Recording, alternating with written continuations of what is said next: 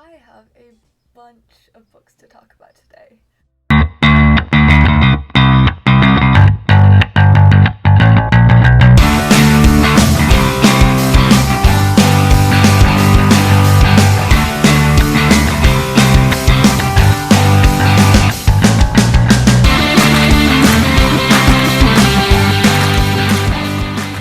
So, on top we have Aristotle and Dante discover the secrets of the universe. This book I've seen recommended so many times by so many people, and it's just generally known to be like, a nice feel good book, but I didn't really like it. It was okay. I read it in one sitting, but I didn't really enjoy it. It was kind of boring, and I feel like Aaron and Dante's relationship just kind of came out of nowhere. It didn't really make sense. And also, I didn't love the style of writing. Would I recommend it? Yes, I know a lot of people like it. I'm pretty sure it's generally known to be an unproblematic book, but I didn't love it. I didn't buy it. This is from the library. I would give this book probably a 6 out of 10 because it was okay. I would recommend it, but I didn't love it. Next book I read only last week, and that is The Henna Wars. I read this last week and I really enjoyed it. First of all, it's written by an own voice author, which is something we need more of. And just overall, I thought it was cute. I thought that the representation in it seemed pretty good. I absolutely loved the main character because she felt more real. She's not just perfect, and that is something I enjoy reading about. I really like this book, and I really want to read it again because it's one of those books that it doesn't really have it's a pretty predictable book. It doesn't have a whole lot of plot twists or anything, so it's I wouldn't say it's a whole experience reading it. Obviously it's an experience, you're experiencing it, but it's not the plot twist where there'll never be anything like reading it for the first time again, And yeah, I really liked it, and also the cover art is really cute. Would I recommend this? Absolutely yes, 10 out of 10. It was really good. Next book is gonna be very controversial, and that is The Song of Achilles. I didn't like it. I could even say I hated it. It was so boring, and I know there was action, and I don't care. I couldn't connect to any of the characters. I didn't like any of the characters. There was no good humor in it. I didn't like Achilles and Patroclus' relationship. And it was just boring. It took me so long to get through it because I wasn't interested in it. And I also feel it very much romanticizes Achilles, and that's not something that we need because he wasn't a great person. Does someone want my copy? This is the book that I regret buying the most. And I know that it's really popular on booktok. It's just not good. It wasn't good. I didn't like the style that the book was written in. I did not cry. I didn't cry. I wasn't sad about it. It wasn't boring, but it felt like Patroclus was never in on the action, and I don't know. I didn't really care when he or Achilles died. So, would I recommend this? No. It's not good. I'm not gonna recommend it because I really didn't like it. This gets a 3 out of 10, maybe? Next book, Shadow and Bone. I got the collector's edition because they had it at Barnes & Noble, and it was $35, and I was like, you know what, this is what I want to spend my money on. It's so pretty. Do you see this? I didn't really like it though.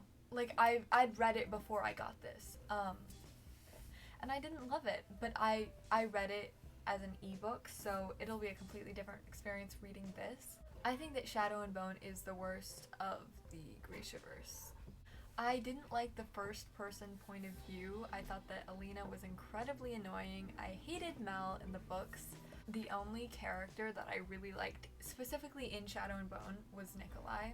Like, not specifically in this book, because he's not in this book, but like starting in Siege and Storm. Would I recommend this? Yes. Yes. I would probably give it like a 7 out of 10, because I didn't love this. But it's a great introduction to the Grishaverse, and like, if you want to read, like, you can read Six of Crows, which we're going to talk about in a little bit. You can read Six of Crows, like, just as a standalone. It might not make complete sense, but then, like, you can't read King of Scars without reading Shadow and Bone. Like, it won't make any sense. Next book, Boyfriend Material by Alexis Hall. I recently saw a TikTok about this, and it just kind of furthered some of my opinions on this. So I read this a few weeks ago, and it was okay. It was funny, definitely.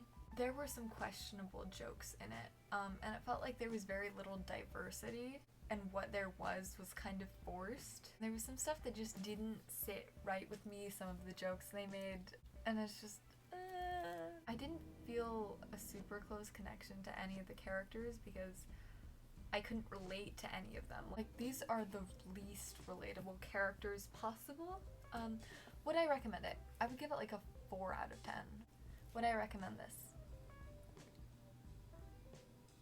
Maybe don't buy it, because I feel like there's some questionable things said in this book, and maybe don't support the author for saying those things. But I want to say one more thing. This book is literally the plot to so many fanfictions. It's fake dating. It's fake dating. That's what it is. But then it turns into real feelings, blah, blah, blah. Would I recommend this? Get it from the library. Get it from the library, or like read an EPUB of it or something. Yeah. Next book. They Both Die at the End. I've heard so many people say they loved this. And I mostly heard it like before I read it. And now after I've read it, I've seen more negative comments. I didn't love it. It was not Adam Silvera's best book at all. It wasn't particularly funny. The relationship came out of nowhere. I like the cover, I've got to say that. But the book isn't so nice. Like, I didn't like it very much. I hated the ending. That is much better lighting. Next book, One Last Stop by Casey McQuiston. Upon first read, I loved this.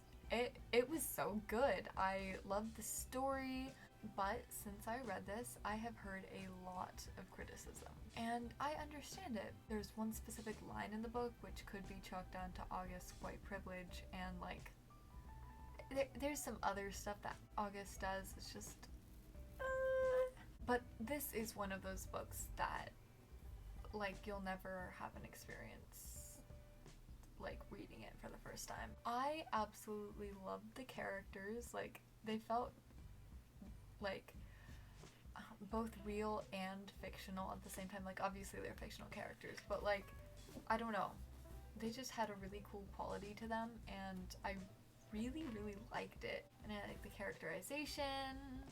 So, would I recommend this? Yes. I know some people have said not to buy it specifically, to like get it from the library, and that's okay. I really liked it. I would give it like a 9 out of 10 probably. Next book I read yesterday. I've seen this recommended all over TikTok. So many people have recommended it, and I wanted to see what all the fuss was about. It was equal parts boring and interesting. There was just a sort of like shiny quality about it, and I don't know what to think about that.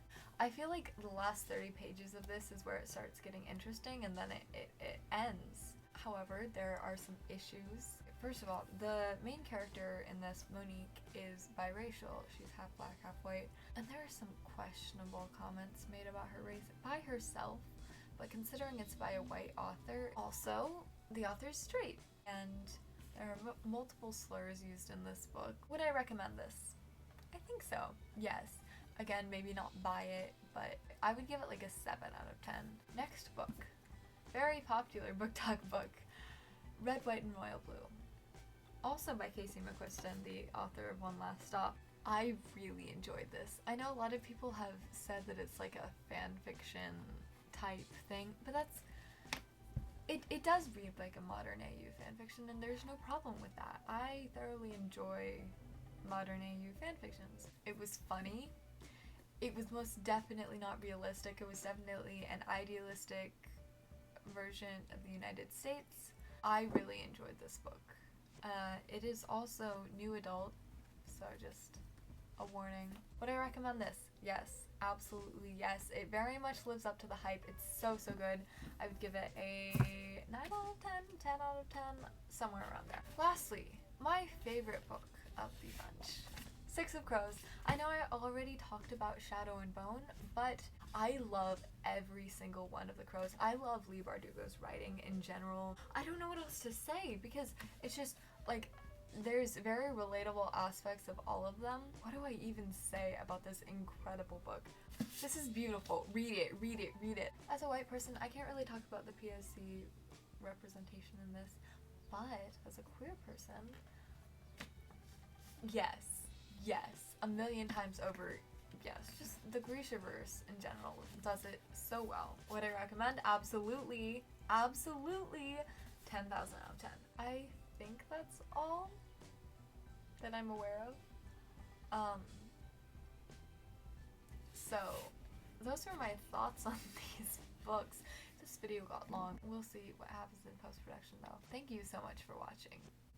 I feel like we're past the stage of doing that now, but please like this video, comment, book recs, and subscribe. Bye!